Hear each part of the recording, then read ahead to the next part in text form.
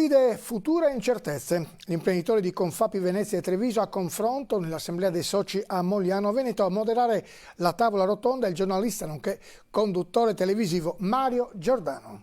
Siamo qui perché per il secondo anno abbiamo voluto fare l'assemblea unificata. Come l'anno scorso abbiamo visto che ha avuto un ottimo successo, che è stata molto apprezzato, e quindi l'abbiamo rifatta con una bella presenza anche nella parte pubblica. Questo ci fa piacere.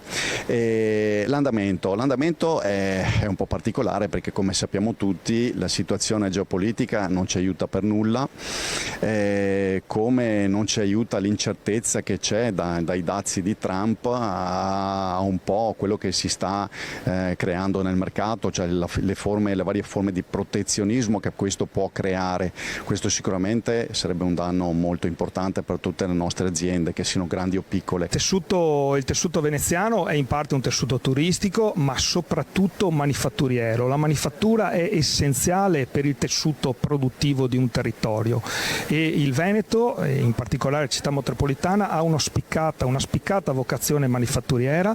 E manifatturiero vuol dire anche export verso la Germania, verso la Francia, oppure un partner importante come gli Stati Uniti.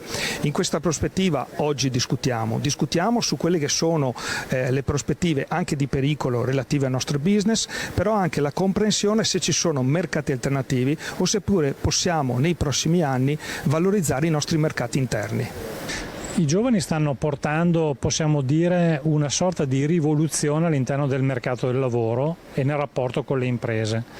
Rivoluzione che è data dal fatto che le giovani generazioni continuano a dare sì un'importanza al lavoro per la propria vita, per la propria identità sociale e professionale, ma questo valore si deve mischiare, si deve coniugare, connettere, per usare un termine oggi in voga, con altre dimensioni di vita, che possono essere la famiglia, ma anche la cultura, il tempo libero, gli amici e così via.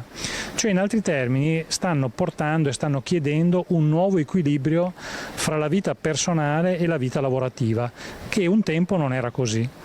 E questo è il frutto, il portato di 2 anni di esperienza di Covid, dove noi abbiamo potuto continuare a lavorare e a studiare stando a casa, il che non vuol dire non aver voglia di lavorare o di studiare, ma che una nuova organizzazione della vita è possibile, è stata resa possibile